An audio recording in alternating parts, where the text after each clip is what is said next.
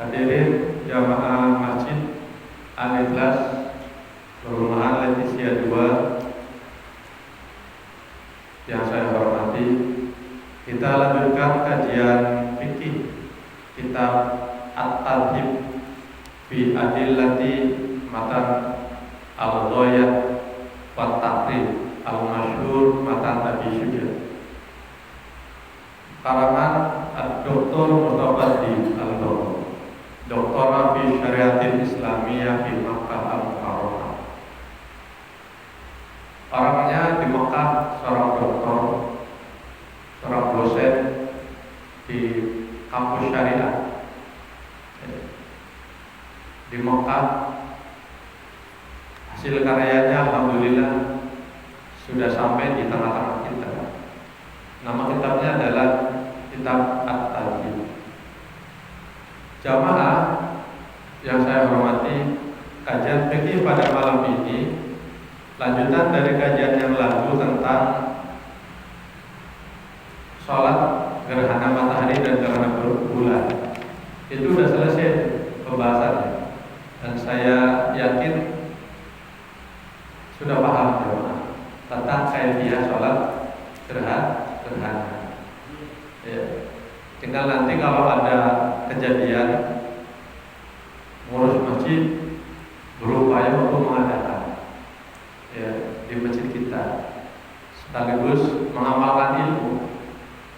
Kita sudah punya ilmunya. Kalau nanti ada kejadian, kita dirikan sholat gerhana di sini. Ya. Imamnya Abu, khotibnya Waljiman. Kan keren. Siapa aja orang sini. Muadzinnya Pak Muta. Bukan. Oh, Pak Sarif.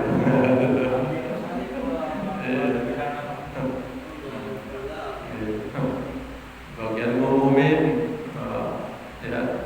siapa Rahmat boleh.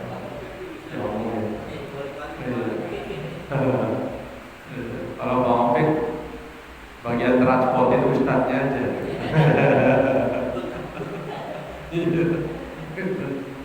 Makomnya di situ. Kalau Pak Opik ngumumin bukan makomnya, bukan tempatnya. Itu makomnya beliau di situ. Saya ingat sama Pak Taufik itu saat masih musola, ya. Sekarang udah nggak betah tinggal di sini.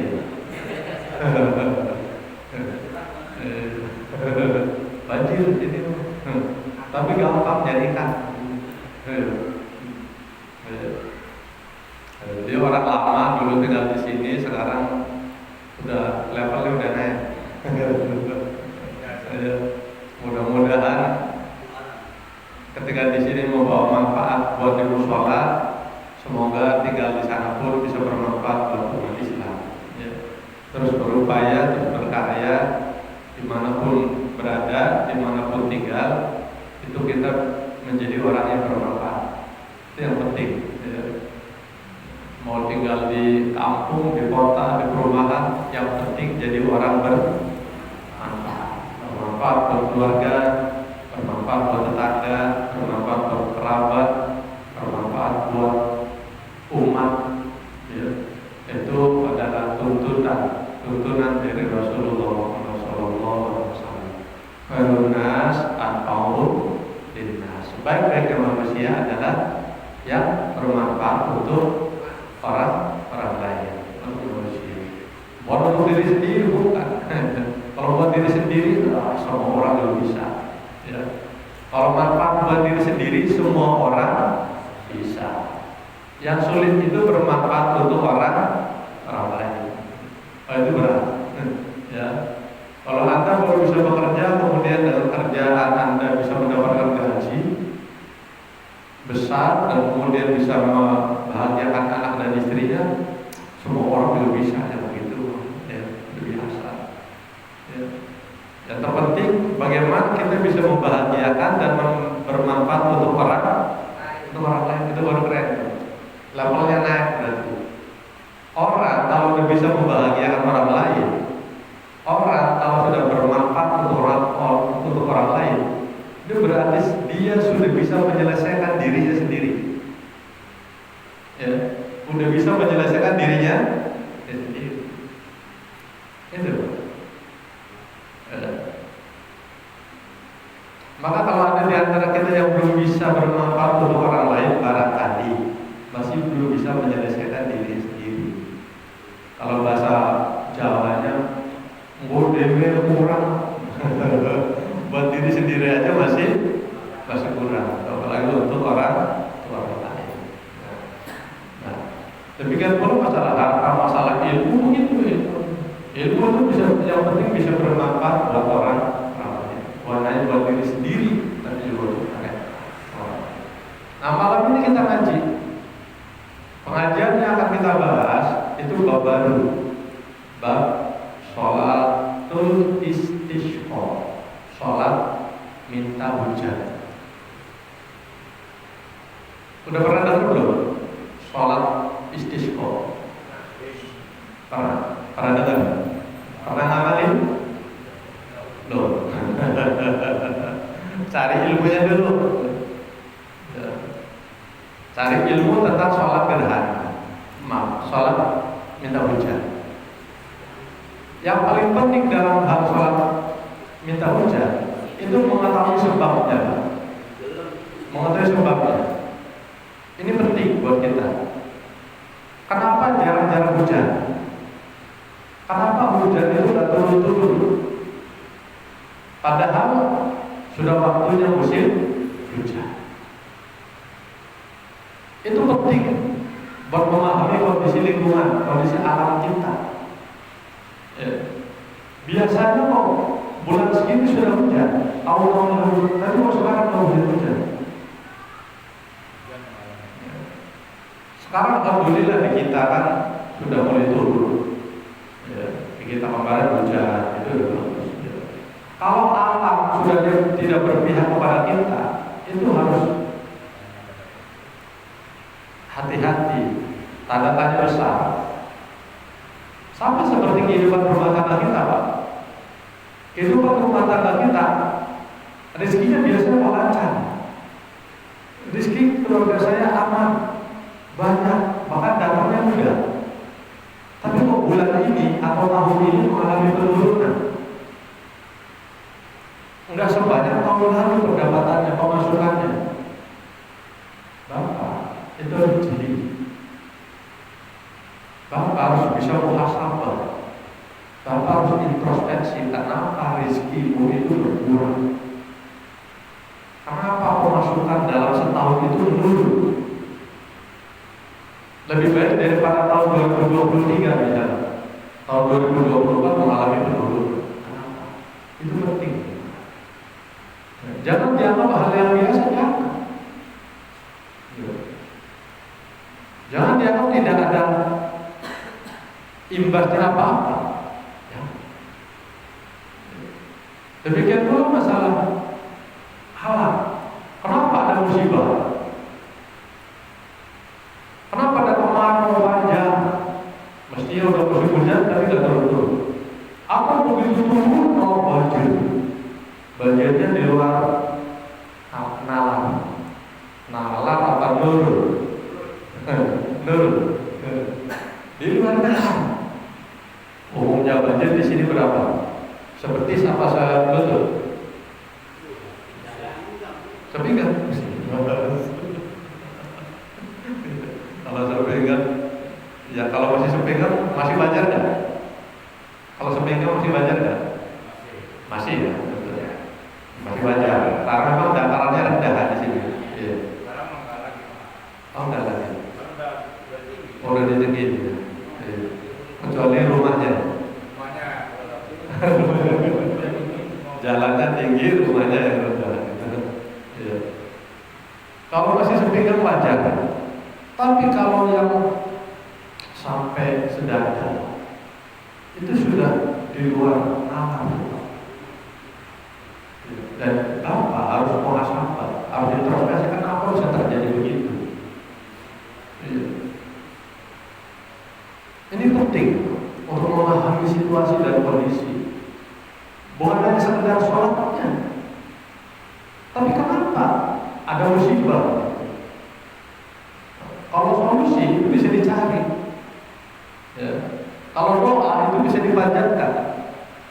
Sholat istisqa bisa dilaksanakan, tapi memahami situasi dan kondisi itu jauh lebih penting daripada pelaksanaan sholat istisqa. Karena sholat istisqa itu betapapun hebatnya, itu ada kaitannya dengan gejala alam. Maka di sini di kitab ini akan diterangkan, ya, kenapa ada istisqa, kenapa sampai terjadi kemarau panjang. Nah, untuk lebih detailnya kita masuk kepada kajian kitab ini. Saya bacakan kitabnya ya. Bismillahirrahmanirrahim. Faslun pasal. Wa sholatul istisqa'i masnunatun. Sholat istisqa itu hukumnya sunnah, ya, hukumnya sunnah. Ini berdasarkan sabda Nabi Muhammad SAW, an Abdillah bin Zaid bin Asim radhiyallahu anhu, anna Nabi sallallahu alaihi wasallam kharaja ila musalla fastasqa fastaqbala al-qiblata wa qalaba ridaahu wa shalla alaihi.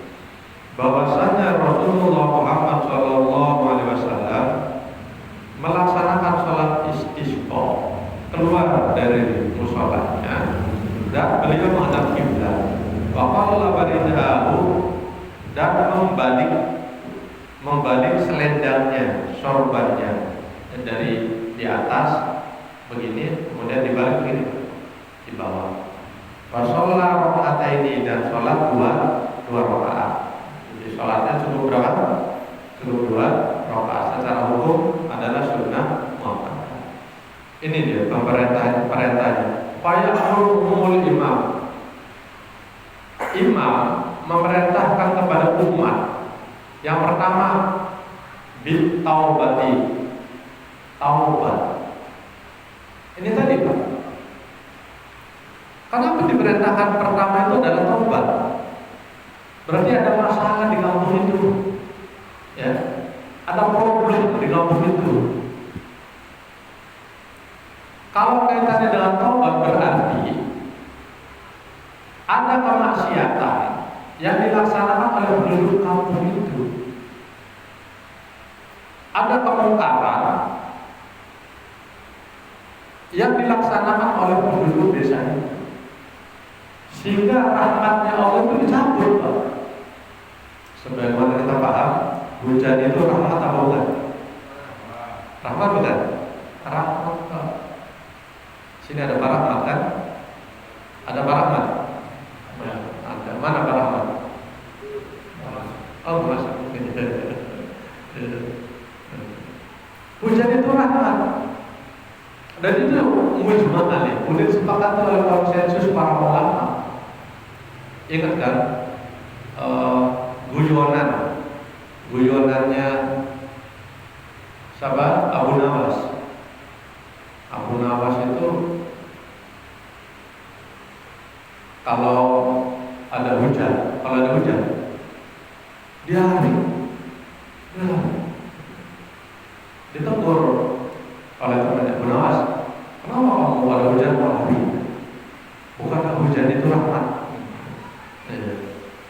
Bukankah hujan itu rahmat? Abu Nawas jawab, ya saya lari daripada nginjek-nginjek rahmat. Akhirnya jangan kan nginjek-nginjek sama dia. Itu dia bilang nginjek-nginjek rahmat. Pokoknya saya lari menghindar agar tidak hujanan. Sementara ulama lain berpikir bahwa satu-satunya air yang halal thayyibah, yang 100% halal, itu adalah air yang turun langsung dari langit, tanpa melalui perantara. Genteng itu masalah. Ini sering saya jelaskan. Genteng itu masalah. Masalahnya apa? Ya banyak kotoran, sampai di kucing. Ya. Kemudian biaya atau uang beli genteng itu dari mana? Itu problem. Uang siapa? Itu problemnya di situ. Sehingga untuk halal 100% itu nggak bisa. Kalau jatuhnya dari genteng. Yang halal tadi dengan tanah, atau lebih langsung Bapak cukup paham aja. Cukup itu halal 100%. Ya. Nah, hujan yang punya air hujan yang punya kekuatan metafisik itu hujan yang turun di malam Jumat. Ya. Kalau Bapak ketemu waktu hujan turun malam Jumat, tadainnya jangan dari internet, langsung. Ya.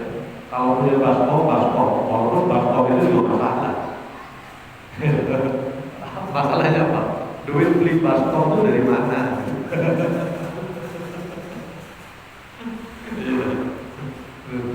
Kerja apa? Kan saya kerja. Oke, Bapak kerja. Bosmu siapa? Majikan siapa? Cina. Berarti Anda itu mau bantu orang Cina. Bosmu siapa? Bos saya orang Kristen. Berarti Anda mau bantu orang Kristen. Jadi untuk halal 100% itu nggak bisa. Kerjanya di mana? Di Indomaret. Indomaret. Bosmu itu. Iya. Bosmu itu. Bukan Muslim, sangat gitu. Berarti Anda mau percaya orang non Muslim. Jadi untuk halal 100% nggak bisa. Ya. Tapi saya dagang kota. Dagang apa? Dagang tasbih. Dagang tasbih. Kan itu Pak. Dagang tasbih. Benangnya dari mana? Cina, Pak. Cina lagi aja. Berarti Anda itu berkontribusi membantu orang Cina. Biji tasbihnya dari mana?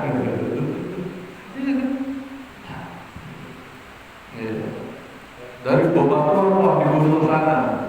Dapat beli apa dapat gosok? Jadi itu halal 100% nggak bisa. Ya. Kalau saya nggak dagang tasbih, dagang pulsa sama, dagang pulsa juga. Untuk halal 100% nggak bisa. Kenapa Bapak? Itu yang beli pulsa apa Bapak itu habis dapat pulsa, itu nonton macam-macam Pak. Berarti Anda pedagang berkontribusi terhadap maksiat. Setelah dia beli pulsa, itu nonton pacarnya. Anda berarti berkontribusi terhadap maksiat juga. Jadi halalnya di mana? Tetap ada haramnya. Maka saya sering di sini saya sampaikan halalu hukmin, la halalu ain. Halal itu hanya secara hukum saja. Dagang pulsa halal nggak? Halal secara hukum. Kerja di perusahaan halal nggak? Halal secara hukum. Kerja sama Cina halal nggak? Halal secara hukum. Dagang apa lagi tadi?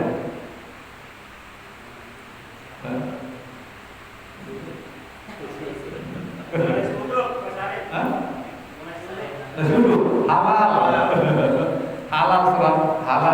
secara hukum. Tapi secara lain wujudnya, bentuknya tetap ada haramnya.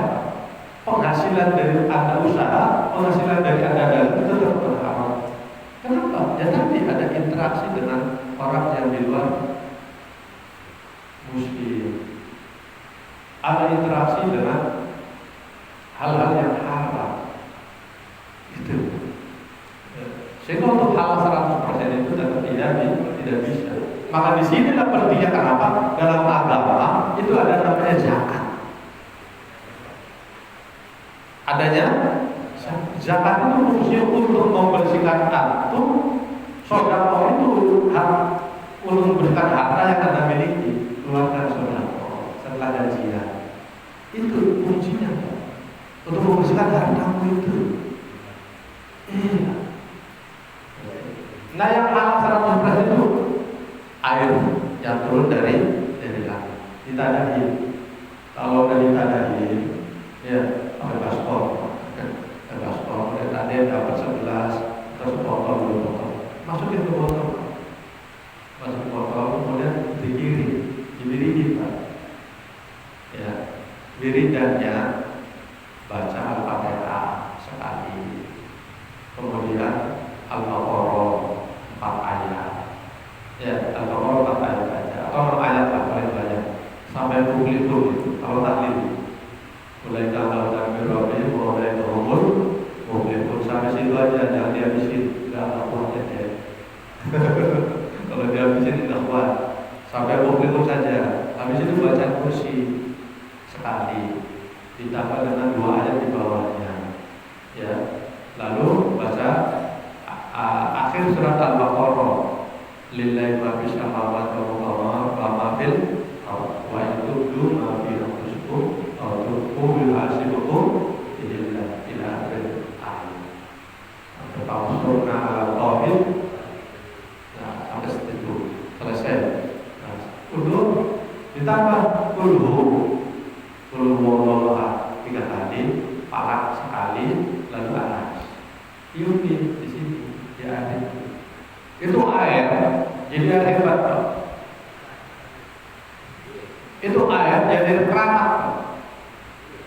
Itu air insya Allah bermanfaat untuk tujuan, cita-cita, harapan yang Bapak inginkan.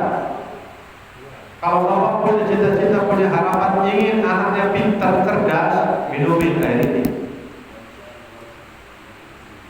Terang hatinya, mampu dan mau baca Quran, bacain, kasih minum air ini. Kalau Bapak menginginkan orang tuanya sembuh dari penyakit, orang tua saya sakit, kasih minum air ini, kasih minum. Ya. Kalau ada keluarga yang sakit, kasih minum juga air ini. Ya. Kalau ada di antara keluarga kita yang sedang mengalami kesulitan usaha, dagangnya mogok, banyak masalah, coba di tempat dagangnya itu disirami air. Yang dagangnya minum, kemudian disiram di pelatarannya. Ya. Kalau ingin keluarga Anda, semua anak, istri selamat dari segala macam syirik, guna-guna, telur, air ini siramin ke bak mandi, lalu dipakai mandi bareng sekeluarga. Saya nggak punya bak Pak, karena saya mandi pakai shower. Pakai shower, guyurin di torongnya air, di torongnya itu air menjadi air itu. Ya. Wa anzalna minal ma'i kulla syai'in hayy. Dan kami turunkan kata Allah air dari langit yang bisa mengubur kehidupan. Yang tadinya gersang menjadi subur. Yang tadinya tandus menjadi muncul penghijauan, yang tadinya kering menjadi basah, yang tadinya retak-retak menjadi rapat, yang tadinya tidak bisa ditanam kembali. Berkat apa? Berkat air. Jadi air hujan itu media untuk menghidupkan bumi yang kering. Maka para ulama itu sama pikirannya bahwa air hujan itu adalah rahmat dari Allah. Nah, rahmat Allah itu turun untuk orang-orang yang beriman, untuk orang-orang yang taat kepada Allah. Maka kalau ada di wilayah kita, di kampung kita jauh dari hujan, lama karena turun, solusi pertama adalah apa? Solusi pertama tahu tobat dulu. Ya. Orang 1 tahun 10 tahun bermasalah, tobat dulu. Karena itu penting memahami sebab-sebab kenapa air tidak turun. Pertama. Yang kedua, perintahnya adalah wasodaqati. Sodaqah seperti kita mabuk, kita pahami as-sodaqatu tadfa'ul bala. Sodaqah itu bisa menolak bala. Ada orang pulang kampung, kemudian ketika kita pulang kampung, itu ada pengemis datang, dikasih pengemis itu 50.000. Masya Allah, pengemis itu 50.000 sangat luar biasa. Biasanya 1.000,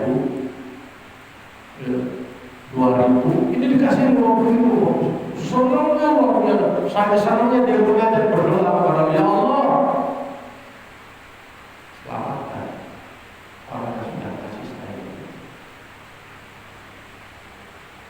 Doa pengemis ini didengar nggak sama Allah?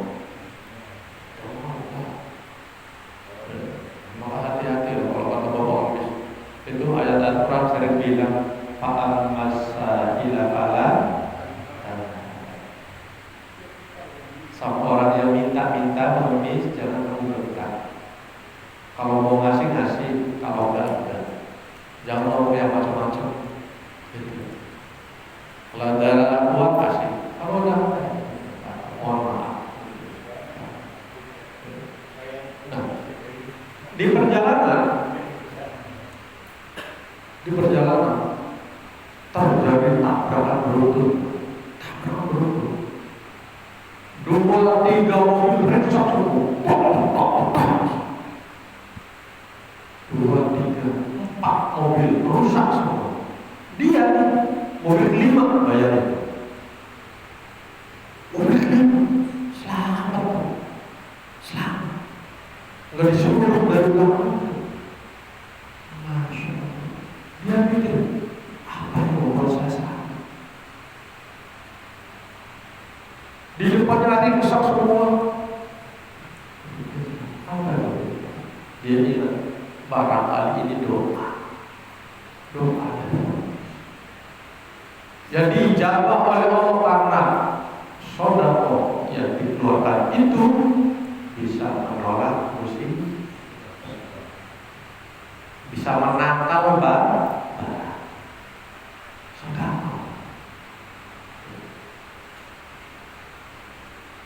Maka sehebat apapun kita, kalau belum sedekah itu hebat. Sebanyak apapun harta yang kita miliki, kalau hanya buat diri sendiri, nggak keren. Yang keren itu kita punya duit, kita punya harta, kita punya kemampuan kita, duit kita, harta kita, udah bahagia. Kita bahagia pada orang-orang yang membutuhkan. Ini kan amalannya para sahabat. Abu Bakar coba kurang apa Abu Bakar? Siapa yang bebasin Bilal bin Rabah? Ketika disiksa habis-habisan dan hendak mati itu Bilal, dikubur hidup-hidup. Siapa yang menebusnya? Siapa yang membebaskan Bilal bin Rabah? Yang membebaskan Bilal bin Rabah itu adalah Abu Bakar Siddiq dengan kekayaannya, dengan harta. Kita pernah nggak bebasin utang tetangga? Ada tetangga punya utang, misalnya punya utang 500.000, budi kejar-kejar, mau sana, mau bersih, dan ketangkap juga. Nah, mau di sini, diambil asetnya. Udah, kalau saudara ambil asetnya. Ada sepeda, diambil sepedanya. Ada sepeda anak masih kurang, ambil TV-nya.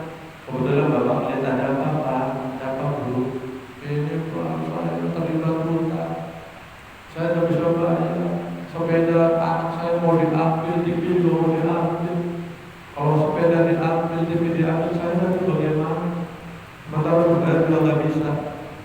Bapak dengan kerennya berapa utangnya? 500.000. Pak, hutangnya dia saya kasih.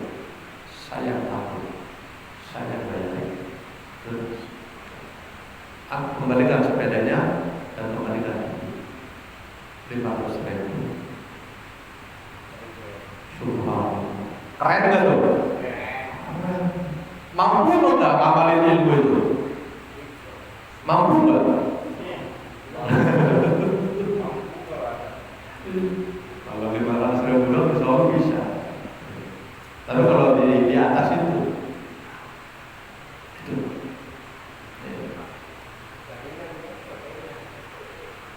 pertanyaan saya, kapan antum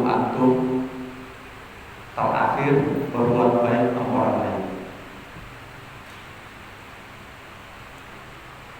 Kemarin, lusa, minggu kemarin, atau bulan kemarin, atau tahun kemarin? Dulu sering, terakhir kali berbuat baik sama orang lain. Jangan nunggu Idul Fitri lama. Mau berbuat baik nunggu Idul Fitri. Kalau Idul Fitri semua orang yang berbuat baik, betul?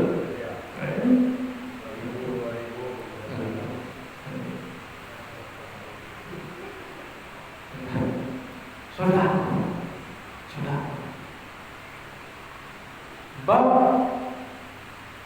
gerhana ada sodako, betul nggak? Karena fenomena alam. Ketika masuk bab sholat istisqa itu ada sodako lagi. Ini berarti menunjukkan ada gejala alam yang tidak berpihak kepada kita, dan itu bisa diselesaikan dengan kita berbuat baik. Dengan taubat, kemudian dengan saudara. Sama seperti yang saya contohkan tadi, rumah tangga itu. Rezeki saya sudah saya latih pasangan.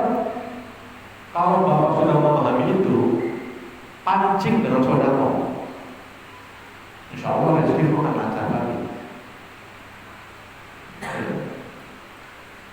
Orang nelayan bilang, untuk mendapatkan ikan kakap, kasih umpan udang. Umpannya udang, jangan kasih cacing. Kalau dikasihnya cacing, paling yang makan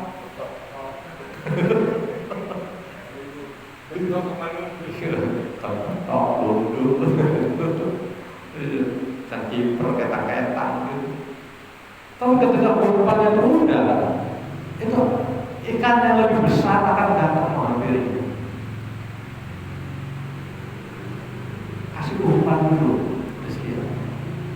Salah satu cara efektif untuk jalur rezeki, narik rezeki itu dengan cara seperti itu. Ada anak yatim satu hati-hati. Ada orang rumah sakit, bantu orang rumah sakit. Ada janda,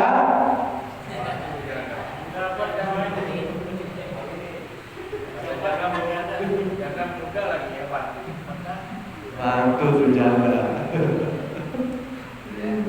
Insya Allah rezekimu berkah.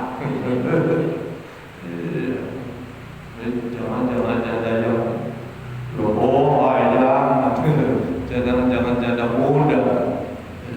Jadi yang udah tua-tua itu yang perlu dibantu. Kalau yang muda-muda banyak yang bantu. Itu dari rezeki. Ada pengemis, kasih. Kalau lagi ada, apa yang kita bisa berikan kepada mereka? Hal itu akan dapat menarik rezeki. Wassalam. Yang ketiga, wal khuruj minal madhalim, keluar dari kedoliman, berhenti dari berbuat salah, berhenti dari dosa.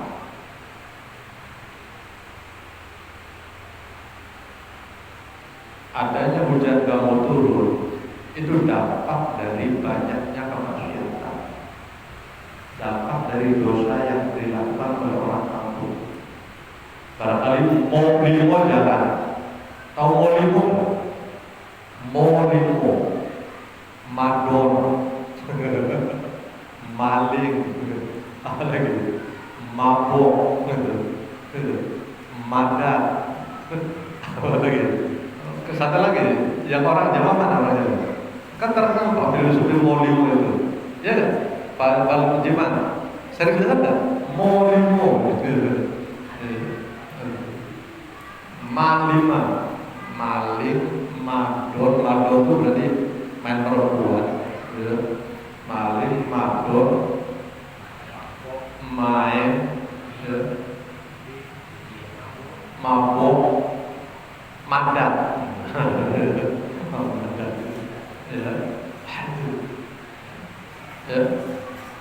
Nah, kalau molimo itu dilakukan oleh orang kampung itu berarti kedoliman merajalela, dan kedoliman itu akan berdampak pada dicabut neraka. Kita juga harus muhasabah. Tadi rezeki saya Pak Angel ya, agak seret ya. Barangkali ada dosa, ada kemaksiatan yang aku lakukan, ada dosa yang Bapak lakukan, sehingga rezekinya berat, sehingga rezekinya susah, sehingga rezekinya lancar. Karena dosa itu akan menghalangi turunnya rahmat dalam keluargamu. Karena dosa itu akan mengurangi rezeki yang Allah turunkan dalam keluargamu, dalam rumah tanggamu. Maka berhentilah berbuat dosa, banyakin istighfar, minta ampun, keluarkan sedekah. Dengan itu, insya Allah rezekimu akan lancar. Begitu ya. Baru 3 ini hal yang harus dilakukan sebelum atau sesudah melaksanakan sholat isya. Ya, baik. Jamaah Masjid Al-Ikhlas yang saya hormati, ini kajian